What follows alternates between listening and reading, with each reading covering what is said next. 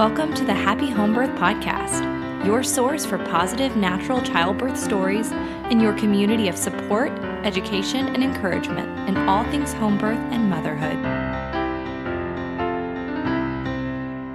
Well, hey there, everyone, and welcome to the Happy Homebirth podcast. I'm your host, Katelyn Fusco, and this is episode number 30. So I want to ask you, what would your ideal birth scenario be? When you think about how you give birth, what do you imagine? Where do you imagine yourself? Who is there with you? These are all things I want you to think about as you listen to my birth story, because when I think of what happened, I feel like my birthing situation was my absolute ideal birthing situation. So just think about, what would that be like for you, and what would that look like in your mind? I want to give a big hooray because we just reached 10,000 downloads over the weekend, and I am so excited. How crazy is that? The show is growing, and it is such a joy. So thank you guys so much for 10,000 downloads, and I hope that you'll just continue to share. If you will rate and review on iTunes, and if you will take a screenshot right now while you're listening and upload it to your Instagram, tag Happy Homebirth Podcast, and I'll be sure to feature you in my stories. I want to give a thank you to our sponsor for this episode, Carrie LaChapelle, who is a midwife CPM of 12 years, offering home birth services in the upstate of South Carolina. She provides evidence-based prenatal care, mama-baby family-centered home birth care, including water birth, and mama-baby postpartum care from birth to 6 weeks and beyond. She also offers extras like beautiful Benku belly binding, which I have on right now, and she carries a wide variety of Wish Garden tinctures in her office. The great thing is that Carrie offers a free consultation to see if she's a good fit for your birth, so visit her at the website hatchedathome.com, or on her Facebook at Hatched Midwife Carrie LaChapelle, or just get in touch with her directly at 864-907-6363. I also want to thank our reviewer of the week, and that is going to be JRE12. She says, "This podcast is real and authentic, filled with raw emotion and loaded with great information. It's a must listen if you are considering a home birth." Thank you so much, JRE12. If you will email me at Katelyn@myhappyhomebirth.com, I will send you a Happy Home Birth sticker as a thank you. You guys, send me some ideas of what you want to do to celebrate 10K. I don't know. Do we want to open a Facebook group? Do you want some merchandise? Let me know. I'm totally open to it. So now we are going to go ahead and jump into our home birth story. Make sure that you stick around to the end because Thomas ends on an amazing postpartum story that is like the greatest thing that's ever happened, and it makes me laugh so hard. So I hope you enjoy this, and let's head on over to the interview. All right, Thomas, you want to introduce yourself? I'm Thomas. Very good. So we are just going to go through what happened with the birth.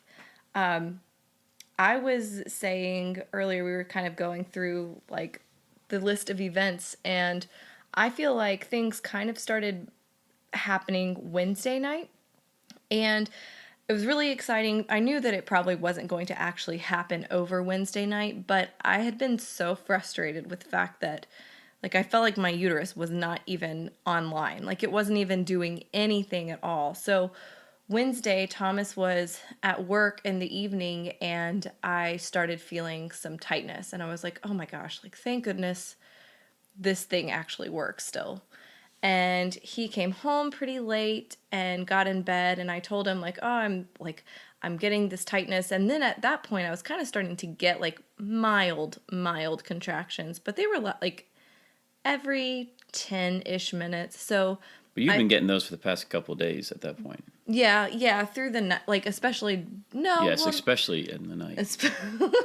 But they were definitely a different like feeling this time because Ghost contractions, yeah. I could tell that they were like, okay, things are going to happen eventually. I will have a baby, so that was a good feeling. And I listened to Hypno Babies, which probably was annoying to you as well because I listened to it on loud. No, it's actually pretty hypnotic, so I don't mind. Well, that's good. There you go, Carrie Tishoff. You'll be happy to hear that. So yeah, I went through the evening. Oh, the other important thing to note is that I had sent out an invitation to some of the girls in my church to come over to my in-laws' house to go swimming on Thursday, like Thursday morning. I had done that Wednesday night before I was experiencing the tightness, and I was just thinking like I'd be pregnant forever. So then at like 5 o'clock in the morning on Thursday, when I realized, okay, I'm still getting these kind of contractions, I better cancel. So I sent a message out to everyone saying like, hey, looks like we're not going to be able to have the pool party. I'm hoping that I might be having another pool party in my bedroom, a small one. But they weren't invited to that one. So, and then I was like, also, if I would have known that just inviting everybody over would have caused me to go into labor, I would have done this a freaking week ago. But yeah, so we canceled the party, and then what did we do in the morning, Thomas? Well, Janie had a meltdown at the chiropractor. Yeah, so it's an official tradition now to go to the chiropractor while I'm in labor. But granted, this time was much better. Yeah, last time you were in labor for like already a day at this point. Yeah. This time you were like jump starting your labor. Right, yeah, that's a good way to put it. Yeah, because the last time my chiropractor saw us in the parking lot and like told whoever was on the table, like, okay, I'm going to need you to get up because there is a woman clearly in labor walking in right now. That was a fun car ride. Every bump, oh my God. Oh my God. Yeah, this time was not like that. I was having the contractions and I knew, okay, well, I just want to go ahead and get everything stimulated and in line so that I'm not driving in the car with horrible contractions.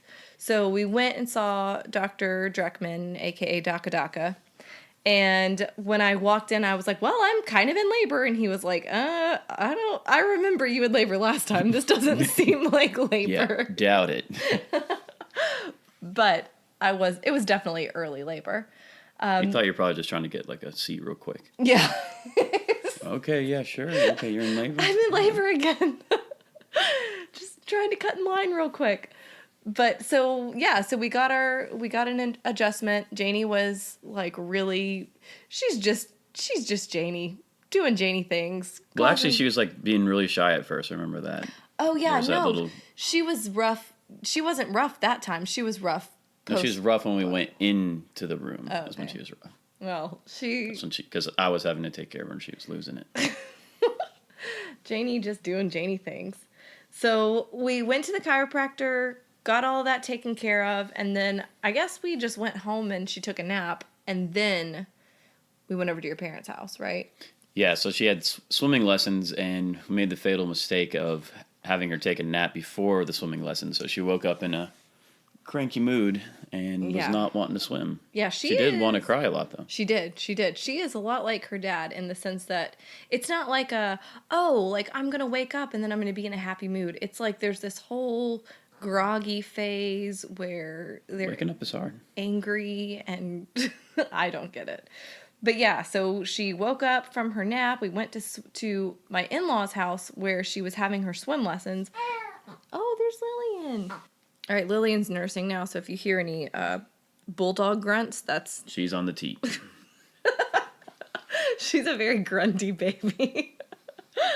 But anyway, so we went to Janie's swim lesson where she didn't do any swimming, and then just kind of hung out at Thomas's parents' house for a little bit. And that's when I started getting more intense contractions, and they were like every 5 or 10 minutes.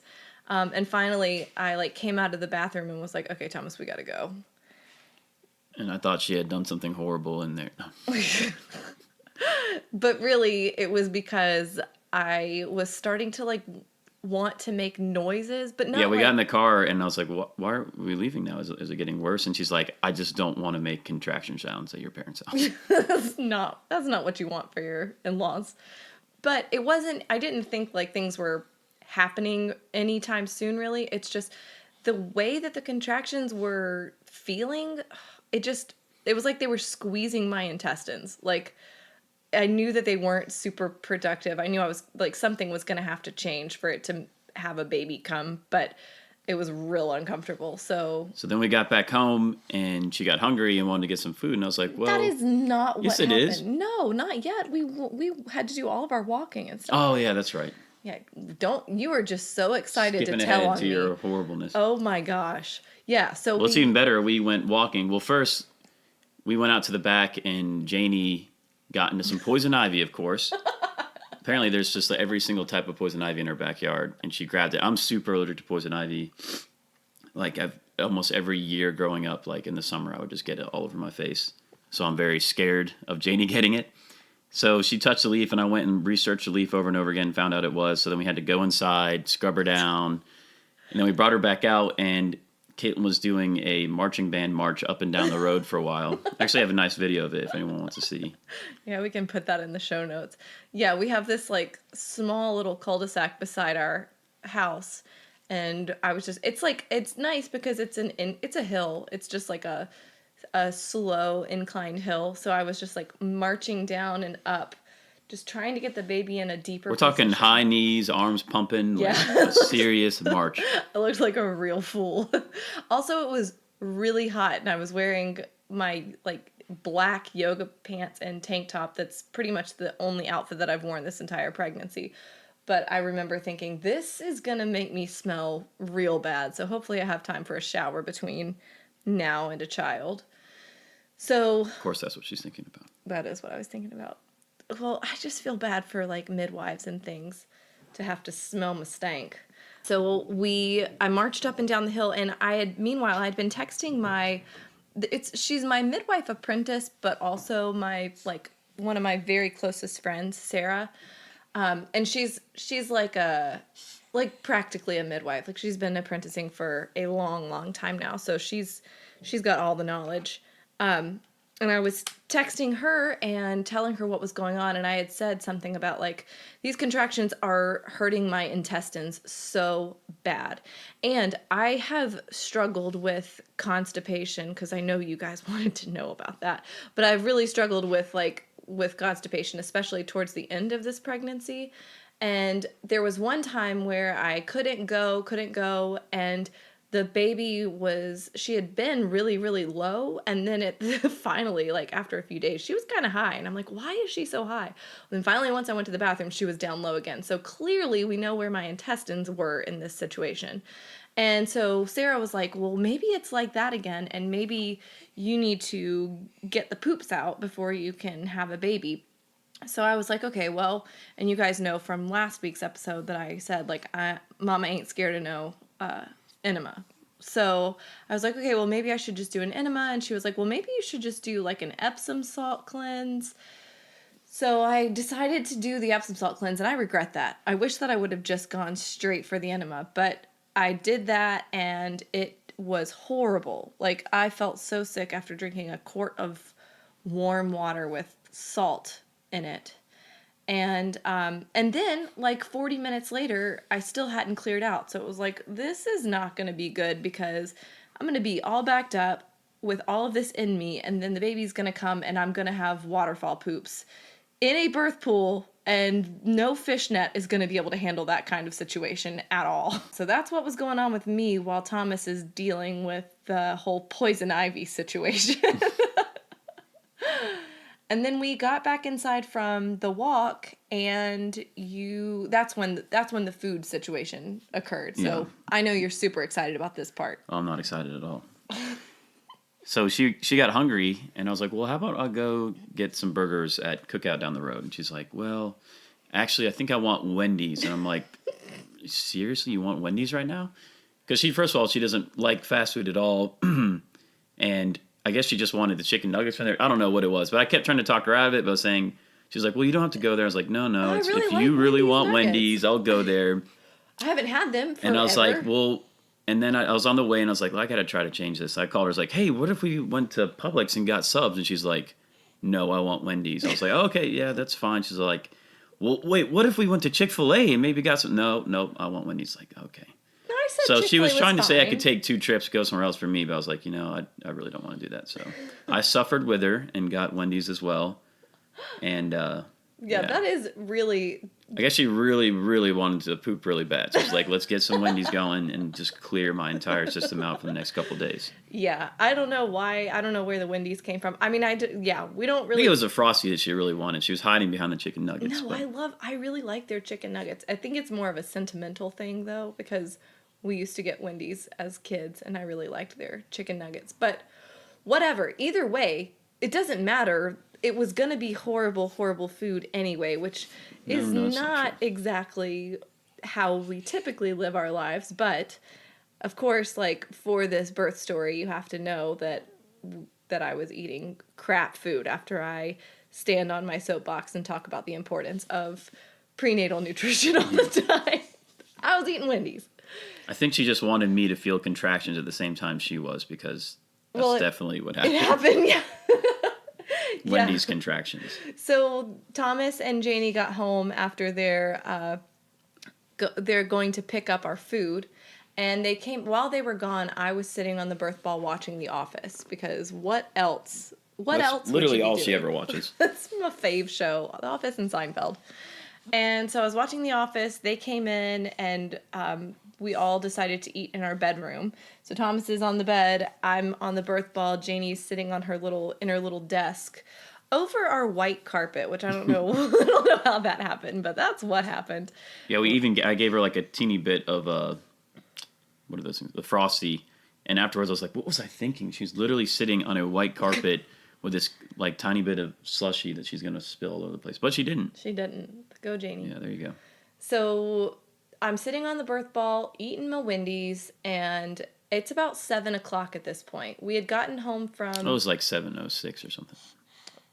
Okay, it was about 7:06 or something. Let's get it right. And we had... So the way that the afternoon had played out was I had messaged my friend Sarah around like 4:30 or something, telling her that my intestines were hurting. So that's when that happened.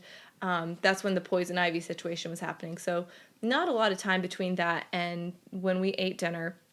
And at 7:11, actually, is when I decided to time contraction. So I'd felt a few, Checks and then I was like... Checks out with a 7:06. Yeah, it does check out with 7:06. Or 5, I can't remember. So I was like, okay, these are coming pretty quickly, and they are feeling way different. Oh, gosh, no, I totally forgot. This is super important. Before I started watching The Office, while they were getting the Wendy's, I did decide to do an enema. And so then she loves enemas. It's the weirdest thing in the world. I do not, but they have their benefits. Like, every time I come into the bathroom, she's just laying on the ground, all hooked up. What are you doing? Coffee enemas are very beneficial for the liver, everybody, just so you know.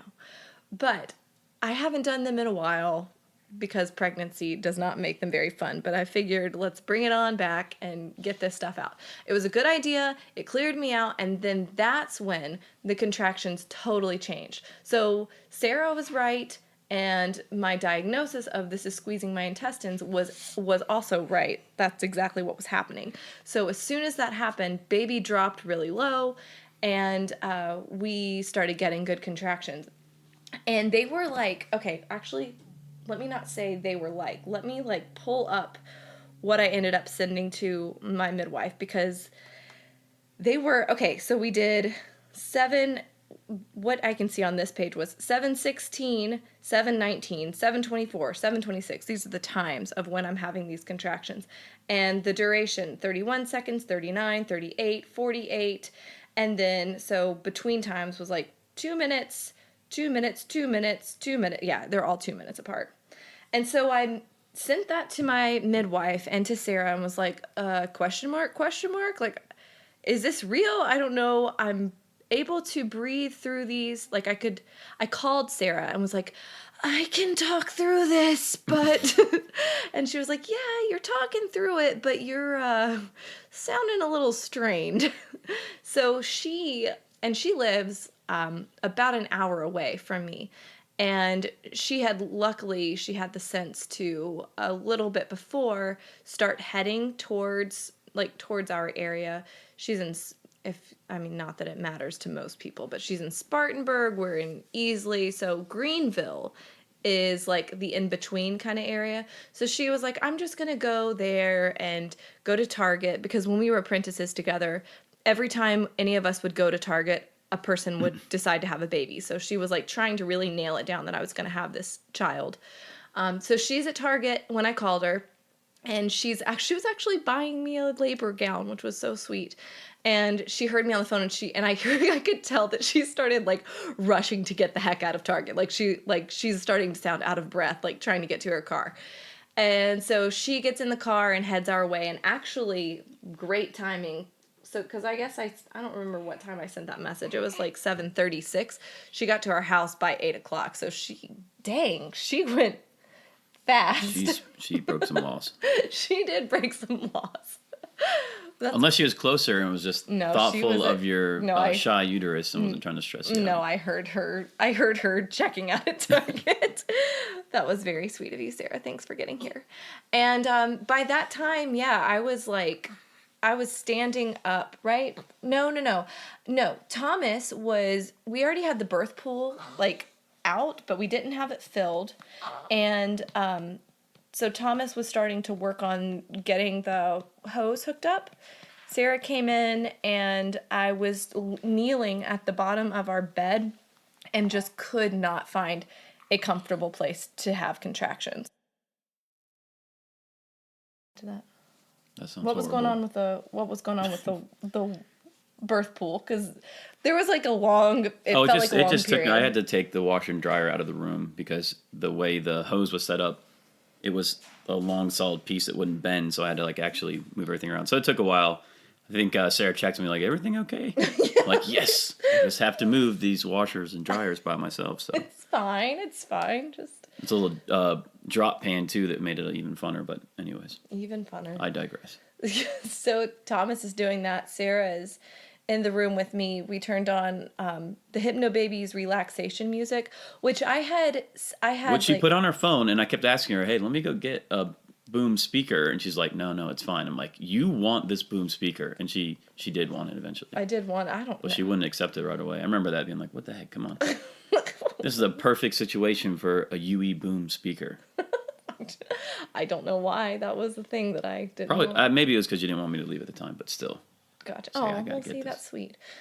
Yeah, so I was having contractions at the bottom of the bed, and I just could not get comfortable. And then I remember finally, like, we tried putting pillows, we just did everything that we could for me to be able to get comfortable as I'm kneeling at the bottom of the bed, and it just wasn't working. And then Thomas was able to come back in the room, and it changed everything because he was able to sit at the bottom of the bed, and I just like kneeled on a pillow in front of him and like put my head in his lap, and it was like the perfect height, and it felt so much better.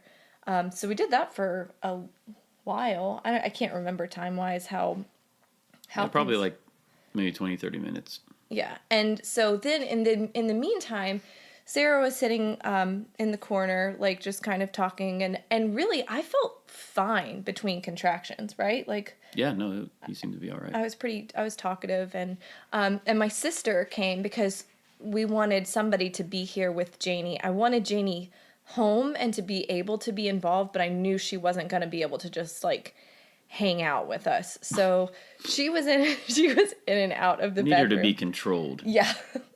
She was in and out. My sister was here, and I had some activities for her to do just to kind of keep Janie engaged and not going crazy. One of the things was a cake mix that I had gotten from Trader Joe's. Which, interesting, funny little side story is we had all of the olive oil and cooking oil in here for Katelyn. So it's called for some kind of cooking oil, and she decided to use soy sauce instead. No, it was sesame seed It smells oil. like soy sauce. I mean, it's so I remember disgusting. coming out like halfway through and being like, what is that smell? Like, this is some weird Trader Joe's cake mix. And then I looked on the counter and saw there's soy sauce all over the counter and was like, what the hell is this? Yeah, that, and it didn't actually taste that bad, though. Oh, well, a little weird try. back taste to it, but the smell still haunts me. Well, so it was the sesame seed oil, plus she did find some avocado oil on the counter that she was going to use. But what she didn't realize was that was like this oil that I had made. It's like turmeric oil. So it's avocado oil with turmeric in it to like put on roast vegetables and like salad and stuff. So she had used that too. So it was a chocolate Trader Joe's quinoa cake with sesame seed oil and turmeric oil. So it sounds Asian Mediterranean blend. sounds phenomenal, very anti-inflammatory. But yeah, so Kelly and Janie were working on their cake, and I'm sure Janie was doing a whole bunch of baby doll stuff. But she would come in and check on us and see what was going on. The birth photographer got here, and Although she kept having to leave. I got to go check on my cake. I got to go check on the cake. she was. You do that, Janie. You do She was that. asking other people to check on her cake too. The birth photographer got here, and there was a sweet picture that Sarah took where, because Janie came up to her and said, what you doing? And Ashley was like, I'm taking pictures of your mommy and daddy. And Janie said, can I see? And so there's a picture of Janie taking a picture with Ashley of us. It's really sweet. Inception. Yeah, photo inception. So yeah, so that's what was going on with her while we're going through all of this. I think Ashley got there maybe. She got there a little, like, not too long after Sarah got here. Maybe, Yeah, 45 minutes or right. Yeah, because Sarah kind of came in and assessed the situation and was like, okay, yeah, this is real. And she was also the one that was going to be in contact with the midwife and my other midwife, Elizabeth, who caught Janie. It was amazing. It was like totally such a blessing. But she was at home. She happened to be at home. She moved to New Hampshire. So she was in South Carolina taking care of her grandparents. And so Sarah was going to see if she could possibly make it. We still weren't sure even like just a few hours before whether or not she was going to get to come. But Sarah was the one that was going to be in touch with all of them, so I didn't have to worry about that. And let's see. What happened next? So after the whole kneeling, yeah, I started hanging. I realized that I was going to be more comfortable not kneeling. Like it just was getting to be too much. My stomach was hurting kind of bad at that point. #Wendy's. And I decided to stand up. So Thomas was just standing basically against the wall, or maybe not. Were you even against the wall? Just standing up. Just standing. He's so strong. All the deadlifts and squats have paid off. Yeah. So he was standing up, and I was just like wrapping my arms around him. And then whenever a contraction would happen, I would kind of squat like a plie squat, if you will. You kind of just like lock your hands behind my neck and just fall to the ground. I like to think of it as a controlled squat. Whatever. So, I mean, it looked like you were squatting, yeah. So that's what, I mean, that was the majority of the labor, wouldn't you say? Like, that's what we did pretty much the whole time. Yeah, until you got into the pool, yeah. Yeah, which was at the very end. And it got to the point. It all moved pretty quick. Yeah, I mean, this was only a 3.5 hour labor from like when I started feeling the contractions at 7:06 and when the baby came out at 10:36. So 8, 9, 10, yeah, 3.5 hours exactly. It all ties together. Oh, it really does. So yeah, we did that for a long time, and then I remember at one point, as I'm hanging from Thomas during these contractions, I feel Sarah had actually checked me pretty recently. And she was like, you're like a 6 or a 7, which I was expecting. I think she's like a perfect 10, but, to each their own. That's really sweet. But my cervix was like a 6 or a 7, which is exactly where I thought it was. So I remembered, though, that with Janie's birth, I went from a 6 or a 7 to an 8.5 pretty quickly, and then I went from an 8.5 to pushing very, very quickly. So I wasn't concerned about numbers, and you guys shouldn't be either. And that part of me, you're telling everybody about the numbers. Well, here we are. But part of part of me didn't want to get checked, but I decided to, just because I thought that it might be helpful for Sarah to kind of convey to everybody else what was going on, and for the decision of like, okay, would this be a time to get in the pool? Even though I wasn't. Actually, you were thinking about not getting in the pool. Yeah. Which was freaking me out. I was like, wait, this didn't happen last time. What's this going to be like? I like it in the pool. It's kind of mysterious in there. You didn't want to be very too dark. Close. Oh, that's kind. I'm just kidding. So, yeah, so she checked me, and then we do some more hanging, but not long after she checked me, as I'm hanging down during these contractions, it's like at the worst part. It's like that part where everything feels really open, but you can't do anything about it. You know, like you're just having to let it kind of happen to your body. And there's a mental part of that where you just have to let go, and that's not very easy. So then I remember starting to feel like, oh, if I just bear down a tiny, tiny bit during these contractions, it makes it feel a lot more manageable, and I feel more in control. So I started doing that during the peaks of the contractions, and I told Sarah, like, I feel like I'm feeling like a little bit of a need to bear down. It's not a push. It's nothing like a push. It's just like this light bearing down. And looking back at it, I think that my body knew that I needed to do that, to just bring her head down just a tiny bit more and apply that last bit of pressure, to just kind of, soften and release the rest of the cervix that was there. Because once I started doing that, it really, really wasn't long until she came. And back to what Thomas said, I was starting to think I wasn't going to get in the pool. Granted, he had taken, I guess another reason that you probably wanted me to is because you'd worked so hard to get the frickin' water in it. Well, if you're not going to get in, I'm at least going to do it. That was the other thing we haven't talked about. Janie was trying so frickin' hard to get into the pool. Oh, hell yes. The whole time, not just like in the beginning, during, after. She almost actually, well, we'll get to that. Okay. But yeah, so Janie was definitely like, okay, if you guys aren't going to use this, I'm going to use this. So yeah, I did say at one point, I was like, I don't even know that I'm going to get in the pool. And I do remember Thomas being like, what? Like, what are you talking about? So, okay. So this is about the part where I started getting just really nauseous. Like during the contraction, my stomach was hurting really, really bad, and I just felt way too full. I felt like I was going to throw up. And if any of you have listened to my previous birth story, you know that it involved a lot of puke. Yeah, for like a day and a half. Yeah, it was just a puke fest. It's really, really rough on me, honestly. Yeah, Thomas really struggled with that. So this time it wasn't like that, but I definitely was feeling the windies, #windies. And they probably don't want your hashtag on that. It's just really funny. And so finally I was talking to Sarah about it. I was like, I really don't know what to do. I'm just feeling so sick. And we decided that maybe it would be better out than in. So I'm not recommending this to anybody. And this is not like disturbing. This is disturbing. And it's not necessarily the way to go about things, but it's the way that I decided to do it. So full disclosure for you, I decided to just make myself throw up and get it over with. So I did that, and I'm proud to say that it worked really well, and I felt a good bit of relief after I just got the windies out of my system. So really what I'm saying is don't eat windies before you go into labor. I think that kind of goes without saying. Well, but I'll just say it anyway. I guess some people don't know.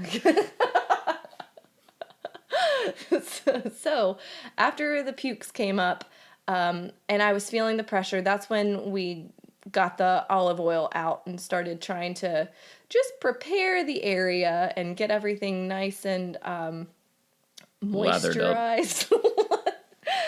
Just because, nobody wants to tear, and that's like always something in a mom's mind, I feel like, at least for me, and I've definitely heard that from other people. So olive oil, and especially since I was thinking, okay, this might be a land birth, I was just trying to go ahead and get things ready. So I think it was about this time where I started having a contraction, and right at the peak of it, I just said, I can't. And totally knew that I mean, I could. Like, what the heck are you going to do at that point? Like, you're in labor, you're going to do it. But that's when it was like, all right, this is pretty transition-y. And Thomas, I think that's about the same time where I asked you to just pray over me. And that is another significant part of the labor that just really stands out to me is when, I had my arms around you, you were holding me, and you just prayed for peace for me and for me to feel strength and feel the Lord's presence. And it was just a really sweet moment. Then it really wasn't long after that I was like, I think, was it you that just was like, why don't you get in the pool? Well, yeah, because you said you weren't feeling really, you were starting to feel worse. So why don't you just go relax? I remember last time you were in the pool for a long time before you were ready to go, just because you're like, it just feels good in here. Yeah. And I'm really glad that I decided to take that advice, because I did get in the pool and oh my gosh, it was a huge relief. It felt so, I just am somebody. And I was glad that she finally used it too. So relief to me. We all win. And it's definitely something, I mean, I'm sure that not everybody wants a water birth. I'm sure that not everybody likes water when they're in labor. But I am the kind of person that if I get sick, the day that I am sick, I will take 4 or 5 baths. Like, water just definitely. And enemas. And those are from water too, so. Water definitely. There's a connection there, I think. Oh my gosh. Water definitely makes me feel better. So I'm glad that I took the advice and I got in the birth pool. I think I was on my knees at that point. Is that right? I think I started on my knees. I thought your back was to me. I know that happened at one point. I don't know. Either way, there were a few positions that I got into in the birth pool, but I was pretty much on my knees, either on my knees. At this point, the boom is just blasting out the hypno babies. Oh, that was another thing, though. There were like 2 times during the labor that the hypno babies track stopped, and I kind of put that back on. kind of lost it there for a minute. So their relaxation. It wasn't anger. It was like a scared, like that needs to get back on. I need what this. Happened? I just got pulled back to reality here.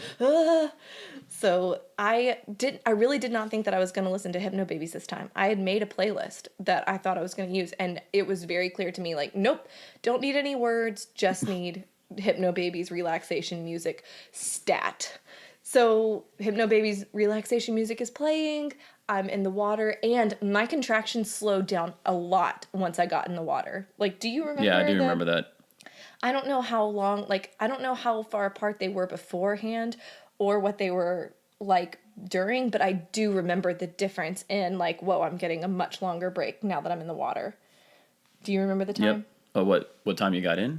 No, do you remember the time? Like, do you remember if you were like, oh, okay, they're like every 2 minutes now, and now they're like every 5 minutes? I have absolutely idea. Well, I feel like that's probably about what it was. They went from probably being every 2-ish minutes to every 5 minutes, which Sarah ended up saying was a great thing, because she was pretty confident that if I hadn't gotten in the water, I would have had the baby before everybody else got there. And so, spoiler alert, damn. What? That's not a spoiler alert. So, yeah, well, actually, why don't you tell that? Because I don't know what was going on at that time. I have no idea who was in here, what was going on. Pretty much once I got in the birth pool, I don't know what happened. Oh, well, in the meantime, so Carrie wasn't here yet. That's our midwife, Carrie. And so, little backstory, though. Apparently, she had locked her keys in her house. Yeah. Like, she went out to her car to get something, went back inside, went back out to her car, and then went to go open the door, and the door was locked. Yeah. And her keys were inside. And this was like...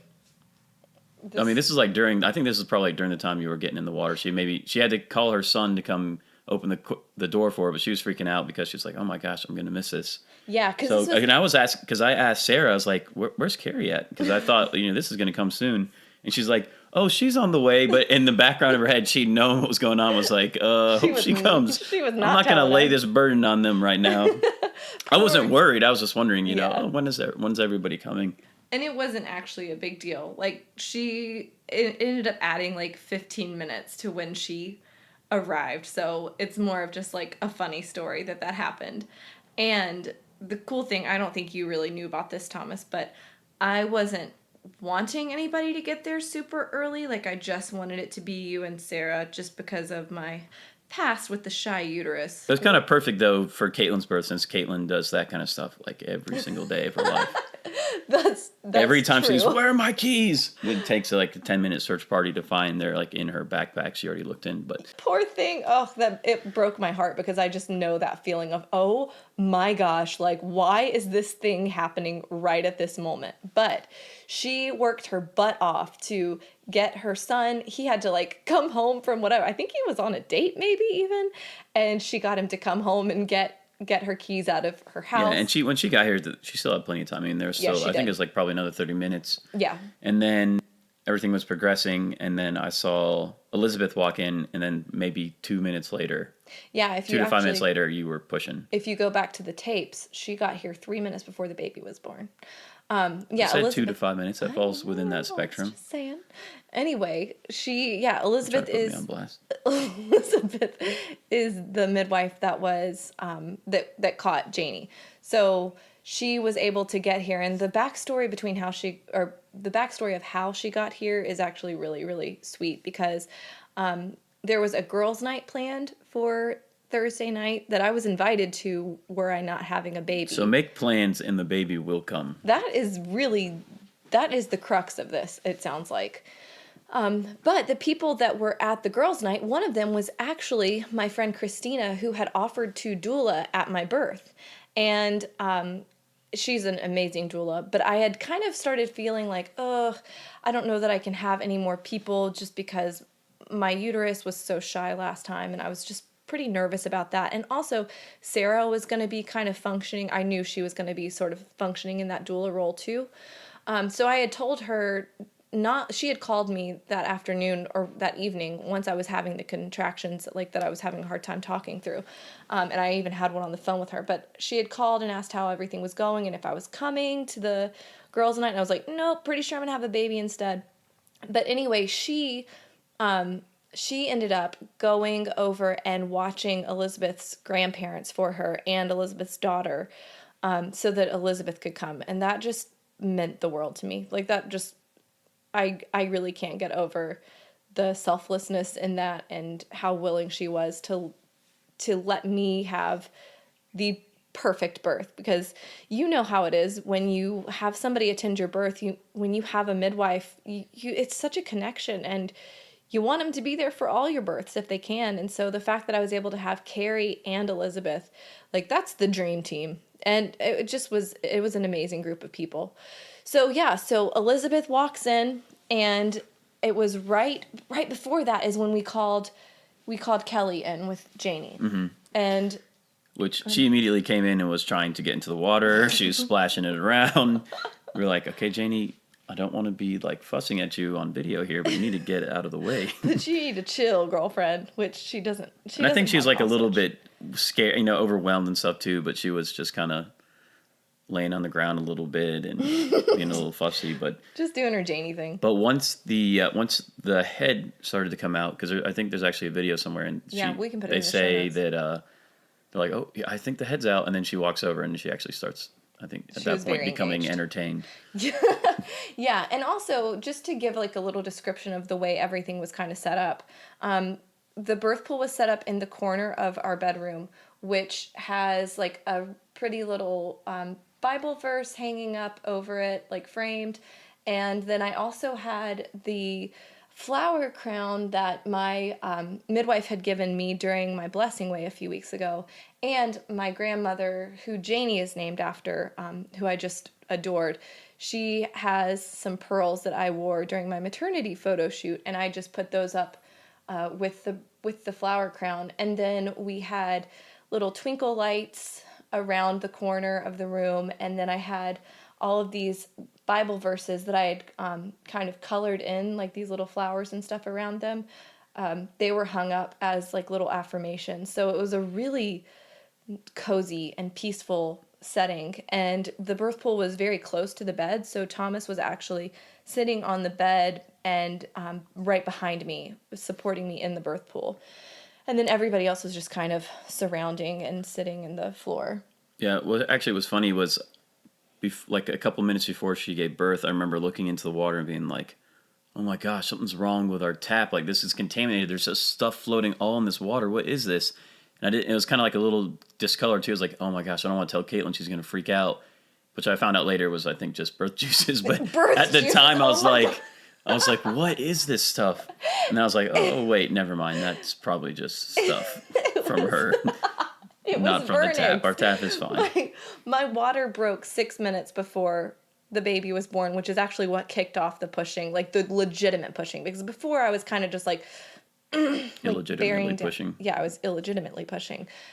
Before I was just like bearing down, and then I did a good push and my water broke, which the baby's head was kind of before the bag of water, so not much came out, but a crap ton of vernix came out, which was really shocking because she was past her due date and Janie did not have any vernix. Yeah. So that I remember the head came out and then it started to turn, and then Katelyn's like, "What's going on?" It's like, "Well, there's a baby coming out of you. That's what's going on right now." I think it's going normal though. Which is really funny to think back on. I don't remember saying that, but I did in the video. Can't deny it. But it's really funny because I remember having that exact same feeling when Janie was coming out. The head comes out and then there was like this like shift, like just this harsh shift, and I'm like, what is happening? But another funny thing before actually all of that happened, before the head came out, before the head came out, when Elizabeth walked in, so she has a 3-month-old baby, and she walks in with the baby, and I hear Janie on the video, like when we were looking back at it, Janie says, "Is that my baby's system?" So she thought like this baby just walked in the room and that was her baby. Ta-da! That's how you do it. Simple. So, what do we need the birth pool for? So I do remember feeling as the head was starting to come down after my water broke, and as the head was coming down, this is where I feel like I really started being super mindful. Like I was trying to be mindful the entire time. That was like really my goal this time, was be present for this and be in control, and not in like a way of like, you have to control the birth, but like be able to experience this the way you want to. Because I really had my heart set on not being touched. Like I wanted to do everything myself. I wanted to support my own perineum. I wanted to catch the baby. I wanted to birth the placenta. And I knew that if it went like last time, where just the fetal ejection reflex came on and I just was like, whoop, I'm gone. You know, like my body's just going to do this and I'm just going to push with it. I knew that if I did that again, that I wouldn't be able to have that experience that I wanted. So I was really, really mindful during this time. And so the head is coming out, and there was definitely that feeling of like, just push as hard as you can, just push it out. And instead I breathed through a lot of it and let my body just do it. And I didn't try to add anything to it. And then there were a few times, like once the head was really, really like right there, that of course I gave a little oomph too, but it was definitely a very controlled process. And looking back, that is, hopefully I can always do that. And birth is so crazy, like every single one is different, and next time might not be like that. Should there be a next time? Yeah, we'll see. But that made a huge difference. And I'm going to be honest, it still was not comfortable. It sounds like on the video, like it sounds like, oh wow, she's having such an easy time. But it was hard work. Let me tell you, it was hard work. I know it seemed like it wasn't. It was hard work. I want to make sure everybody knows. Like the compliment, wow, it didn't even seem like, oh no, it was bad. No, it was bad. It wasn't. I'm just cool. Also, it wasn't bad. It was just, it was intense, giving birth. It was giving birth still, but it was just so different from my first experience. And it was really cool to feel like, I don't know, I just feel so empowered after being able to do it all on my own. And I felt a lot more connected this time because last time it was just so long and I was so exhausted and tired and like in and out of sleep. So I was just kind of like in Twilight Zone when it happened. This time I was fully alert and awake. Yeah. And it was definitely a little bit of a different experience for me, for sure. And it's also, even though it was the same way last time, just watching the video again kind of made me really realize too where, especially me, I'm just so programmed to think about birth as this horrible woman screaming in the hospital, completely out of it, just whacked out of her mind, just not really present. Like, seems like just a horrible experience to like watch this, which was not like that at all. It's very calm, peaceful, and immediately afterwards, she's normal, holding a baby, like completely with her, own senses and everything. It's just crazy that we're all programmed to think birth is this horrible, crazy thing, but it actually can be pretty cool. Yeah. And another thing that I feel like was really different in relation to this birth and with Thomas is, the last birth that we had, we did preparation things. We did hypno babies. I felt like, okay, good. He's prepared. I'm prepared. Everything is going to be fantastic. But what I realized is, birth is so individual, and Thomas never heard from me what I wanted from him and what I needed. Like, I never sat down and was like, hey, I think that I'm going to need this or I'm going to want that. And granted, you kind of don't know what's going to happen during labor. You might think that you know what you want, and then you get there and it's like, nope, don't touch me, don't do anything. But I didn't do a good job explaining to him what I was going to want. And on top of that, he also had this perception, because I am so, obsessed basically with birth and this idea that women are so capable and so able, that he was like, yeah, it's kind of not a big deal. Like, like it's a big deal, but he trusted that I was able to just handle it. She made me feel too comfortable. I was like, oh, she's got it. She's telling me all this stuff and going over all these things. Like, well, she's obviously got it figured out. Yeah. And so I remember after the birth, there were times where I was like, oh man, I wish that this would have happened this way or that way. And so this time, before we gave birth, weeks before, I was telling him, like, I feel like I'm going to need affirmations. I'm just like a very needy affirmation kind of person in general. Yeah, she is. So like, of course that it makes sense now looking back, like, okay, I'm going to need a lot of affirmations from you, from Sarah during birth, that I can do this, that I'm doing a good job, that, everything is going well. And it made such a difference. Like, and I think it made a difference for you too, right? Like, knowing what I wanted. Yeah, definitely. And I remember the last time and a little bit this time during contraction stuff, like, I'm always joking and just nonstop talking. She's just like, you can't talk right now. I don't want you to talk.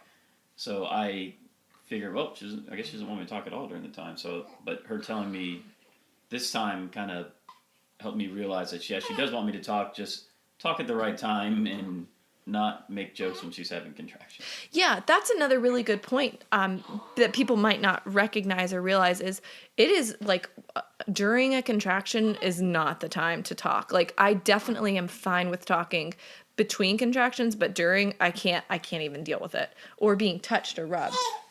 But I just feel like that's a really important aspect to keep in mind, is be sure that you, like, don't just assume that just because you went to a childbirth education class that your partner is going to know exactly what you want. That's really pretty unfair to them, to not feel like they know where they belong in the birthing setting. Also, don't be surprised if you don't even know what you want. I remember the first birth, she wanted me to catch the baby, and when she started pushing, she's like, you can't leave me, right? Like, because I was sitting in front of the birth tub, she was holding on to me. She's like, you can't move. I need you right here. Yeah. So, true. I mean, everything kind of might change. You never know what's actually going to happen or what you're going to want, at least the first time. Right, definitely. And, well, yeah, I think every single one is different. But just that idea of, like, you can help your partner by telling them beforehand what you think you're going to want. And it made a huge difference for me. And this, like, I kept telling Thomas, I mean, the last few days even, like, I will never forget this, and I will never forget the way that you made me feel during this birth. And it was just so... In a good way, not a bad way. Duh. Like, I'll never forget what you did to me. I was getting there. But it really, like, I mean, it just... Oh, Lillian. It just meant so much to me, the way that he was able to be present and help me. It wasn't like I was having the baby. It was that we were having the baby. And that was really beautiful. And I'll cry if I think about it too much. But yeah, okay, so baby's head comes out, and Janie says, "Is that my baby sister?" Yes, this is her baby, by the way. This is that's mine. Yeah, this is her baby. So she asks if that's her baby sister, which... We got this baby for her. Yes, and if you will all recall, I'm sure you do, I was convinced that it's a boy. Thomas thought it was a boy too, pretty much, but both of us were still a little like, maybe not though, because Janie would only refer to it as her baby sister. And, I don't know, little kids they just know things, especially Janie. She's just very intuitive. So the baby... Yeah, she also knew that I had a baby in my belly, too. And that she had a baby sister in her belly. She really got it. She's very intuitive with all these things. But the baby comes out. Oh, no, the baby's head comes out, and Janie asks if that's her baby sister. And what I thought was really cool was I actually was able to talk to Janie there's a head out of me, but I was able to talk to Janie and be like, look at your baby sister. And so yeah, that's my cool moment. And then the rest of the baby comes out. I pull baby out of the water and hold the baby for a few minutes, and then I'm like, okay, well, let's see what you are. So I lift the baby up, and I'm like, it's a... I can't figure out because the umbilical cord is in the way. I could not see it. I was like, somebody's going to have to move this cord. And so we had the cord moved, and sure enough, it was a baby sister.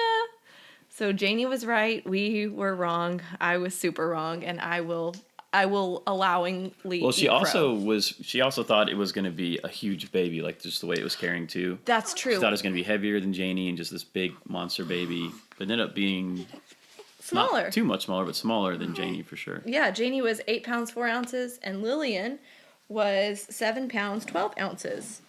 And so, yeah, baby arrives, and it was just the most amazing feeling. And then, so we stayed in the birth pool for a little bit, and then I started feeling some pressure on my tailbone, which my favorite phrase ever is, my sacrum hurts. She's got a lot of sacrum issues. And so I started telling Thomas that my sacrum was hurting. And so we thought, oh, that's probably the placenta has detached and is just kind of sitting on my tailbone. So eventually we got up, went to the bathroom.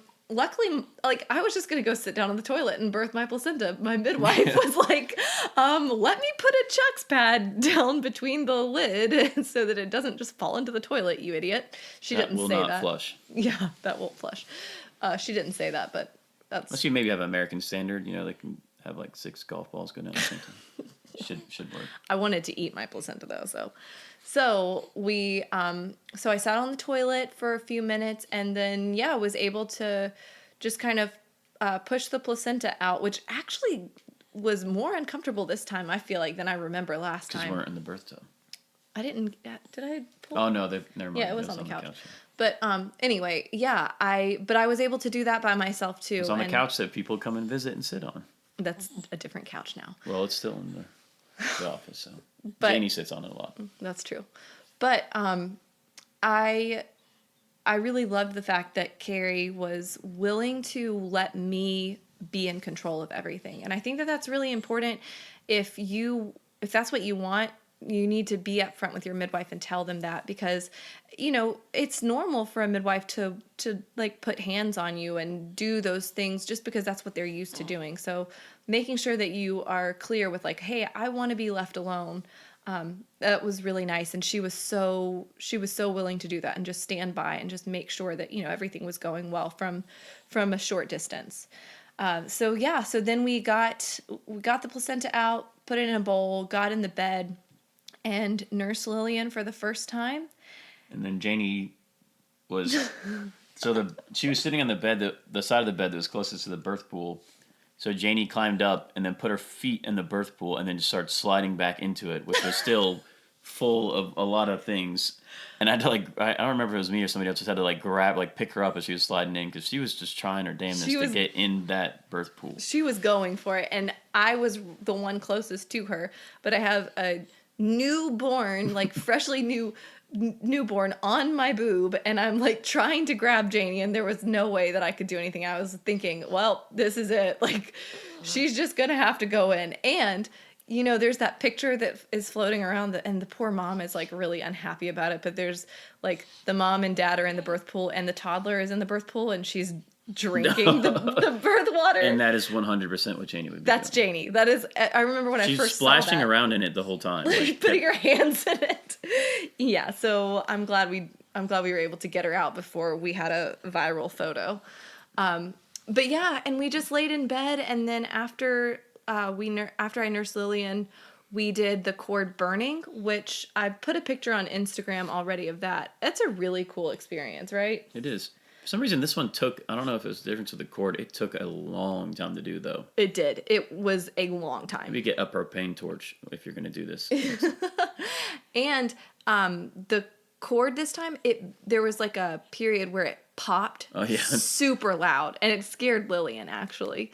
So that was kind of funny. Not that she got scared, but it was just a funny pop. And yeah, so then after that, after we burnt the cord, and by the way, there like somebody was asking me like, what are the benefits to that? And really, I think it's more of just like a ceremonial thing. Like, it's cool to have all of the people that were there for the birth be able to kind of participate. But also, I will say that her cord fell off really quickly. So I have noticed, and Sarah has said that she's kind of noticed with the cord burning cords, it does seem like they might fall off a little bit faster. So that's nice. But after we did that, we laid in bed. They made me some toast, like 4 pieces of toast that I ate all 4 pieces of. And then we went to bed, and everybody left. And it was really beautiful and really magical, and I really couldn't have asked for a better birth. And our birth photographer sent us like 3 sneak peek photos from the birth that I've already put on Facebook and, Instagram. And I just was looking at the pictures and thinking, gosh, these pictures look so magical. But it's not just that. It's like, no, they completely perfectly captured the exact feeling of this birth. And that's how it was. It was really, really magical. I was just surrounded by the absolute perfect people for this birth. My husband, and then Sarah, who's such a close friend, and she really acted as a doula for me. And then Carrie, just, oh my gosh, like, she was just the perfect midwife for this situation. She just was so willing to let my body do what it was going to do. And she was hands off, and she was there watching should anything need to be helped, but she was just going to let me do it. And that's how it worked out. And so that means so much. And now to wrap up, we're going to leave you guys with one amazing postpartum story. Thomas, take it away. So I had to run to the grocery store to pick up a couple things for Katelyn, I think a day or two after Lillian was born. And one of the items on the list was some Depends for her. So, but I remember thinking to myself as I picked them up, I'm so glad these are so gender specific, so no one will think that, hey, these are for me. So no sweat at all. So I'm walking up. I've got a basket, and then I've got the box of Depends, and I don't have the Depends in the basket. So I put the basket down in the box of Depends, and the guy's checking me out, and he's like, going through all the stuff. And he finally gets to the box of Depends, and he looks at me, and he says, "Are these for you?" And I was like, "What? No, they're for my wife. Like, why are you asking me this?" And I'm just super offended. Like, how dare you ask me who these Depends are for? And he's like, are you buying these? Are these like part of your group of stuff? And I was like, yeah, I guess, yes, they are. Sorry. Also, my favorite part of that is like the lack of understanding of, I'm sure the guy was left thinking, okay, but also why is your very young wife needing Depends? I could have been like a cougar or something, That's true. Anyway, guys, I hope that you enjoyed our birth story. I know we enjoyed sharing it with you, and I look forward to seeing you guys next week.